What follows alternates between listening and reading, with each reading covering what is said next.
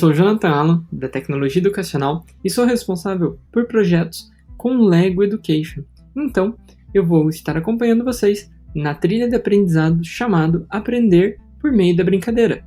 E as trilhas de aprendizado é uma iniciativa da Tecnologia Educacional do projeto Do Mundo para a Escola. E aqui eu sei que a gente está passando por um momento muito difícil na nossa sociedade e de muita adaptação, e também que as escolas estão precisando desse apoio que a gente vem trazendo para vocês. Além disso, as pessoas também estão tendo que se adaptar em casa, afinal de contas, estamos tendo que ensinar os nossos filhos, ensinar os nossos netos e também aprender como fazer isso. E essa é uma ótima oportunidade para estimular as crianças, principalmente as crianças menores, para aprender brincando. E temos aqui algumas dicas de como fazer isso dentro da sua casa, com até mesmo objetos que vocês mesmos vão ter em casa. E por isso eu trouxe para vocês esse tema super importante que vai esclarecer e ajudar vocês a olhar com outros olhos a brincadeira, que afinal é um cerne da educação. É como a gente começa a educação, é brincando. E fazer de tudo uma grande brincadeira, essa educação também é extremamente válido. E a gente aproveitar esse momento, até mesmo de aproximação das pessoas, e também do pai com o filho, do professor com a criança, se está tendo aula online, se está tendo aula à distância. Esse é o momento de unir e criar brincadeiras suficientemente proveitosas de forma pedagógica também, que a criança aprenda e desenvolva algumas habilidades. Então eu vou falar um pouquinho sobre isso com vocês durante essa trilha de 3 vídeos e eu vou estar acompanhando com vocês. Bom, então, aprender por meio da brincadeira. Vou conceituar aqui os 5 grandes conceitos da brincadeira e que a gente consegue aprender por meio dela. O primeiro deles é alegre. A brincadeira precisa ser alegre. Imagina você brincando e tendo uma tarefa extremamente chata. Isso não é brincadeira. Isso não está sendo divertido para você. Então, primeiro de tudo, a brincadeira sim precisa ser leve, precisa ser divertida. Então, não se esqueça disso durante a brincadeira. A brincadeira, ela precisa ser leve porque a gente também sabe, assim como tem alguns estudos que mostram, que a criança aprende muito mais quando ela descobre alguma coisa e se surpreende com a brincadeira. Então, por exemplo, se uma criança está criando um carrinho e esse carrinho começa a se movimentar quando coloca em uma rampa, essa surpresa de movimentação para ela é muito mais importante e traz muito mais proveito para o aprendizado do que você já contar para a criança, né, que aquele carrinho vai se movimentar. É algo que ela se surpreende, a criança aprende muito mais com a surpresa do que com alguma coisa que ela já esperava ou que ela já sabia. Então, brincadeira sim, tem que ser alegre, exatamente por isso, para que quando ela descubra alguma coisa, que ela se surpreenda com aquela coisa e aprenda aquele conceito, aquela atividade, aquela brincadeira que ela está tendo. O segundo grande conceito é ser envolvente. Então, a brincadeira ela precisa ser extremamente envolvente. Imagina que uma criança que está brincando com alguns blocos e você chama ela para jantar. Se ela consegue não falar para você assim, pai, eu não quero ir jantar agora, significa que ela está extremamente envolvida com a brincadeira.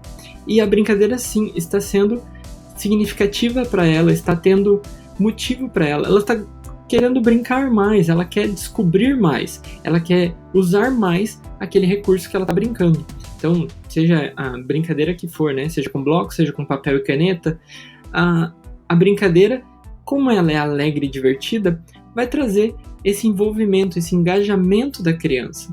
Então, sempre tomar esse cuidado para que a criança realmente esteja brincando e se divertindo, esteja engajada naquilo que está fazendo naquele momento.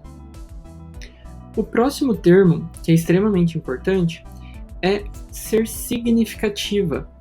Uma brincadeira, para realmente ser um meio de aprendizado, ela precisa ser significativa para a criança.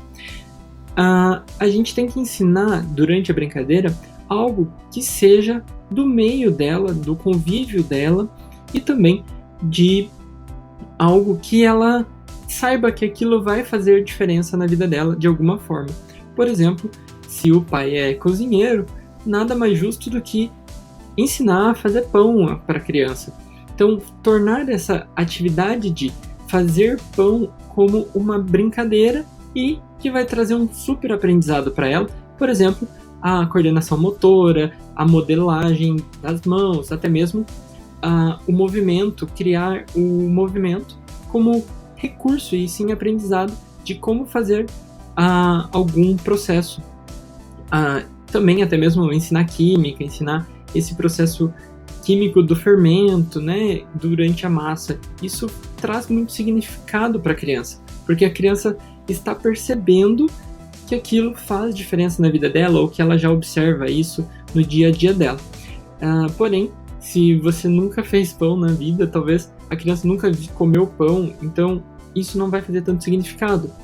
Então, sempre buscar que a brincadeira seja significativa para a criança e que, sim, as crianças consigam ver aquilo como algo para a vida delas e não apenas como algo que não faz sentido para elas. Então, precisa ter significado essa brincadeira. E o quarto conceito é ser iterativo. Então, imagina que uma criança jogando uma bolinha em uma rampa, ela percebe que quanto maior esse ângulo, mais longe vai essa bolinha. Então ela está disponível para testar, para fazer hipóteses e testar essas hipóteses. Então, quando uma criança está, brincando com uma flauta, por exemplo, ela consegue tampar o primeiro buraco e fazer um som. É diferente quando ela tampa o segundo, o terceiro, ou tampa 2, tampa 4.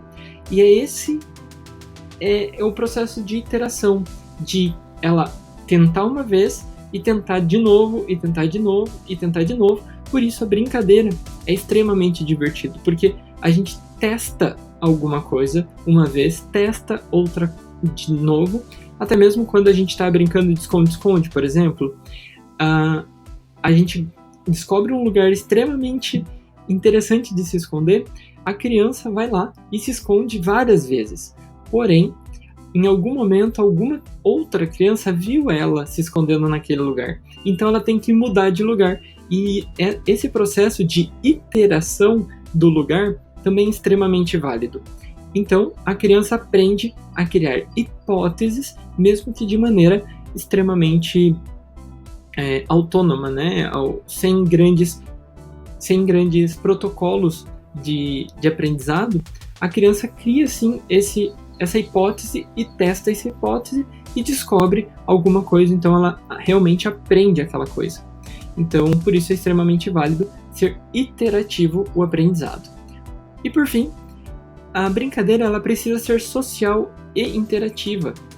Ou seja, quando a gente está brincando com alguma outra criança, quando a gente está aprendendo com outras pessoas, é muito mais interessante, muito mais engajante, muito mais divertido.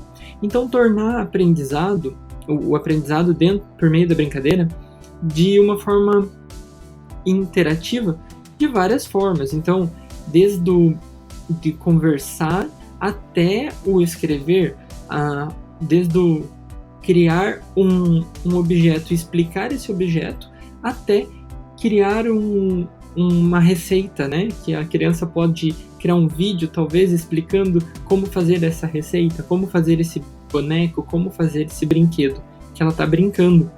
Então, esse processo todo de social e interativo é extremamente válido para a criança ter como o aprendizado como meio dela, porque torna o aprendizado que ela teve realmente significativo para ela. Ela tem que ensinar para alguém, ela tem que registrar isso de alguma forma, ela tem que explicar isso de alguma forma. E é sempre para alguém.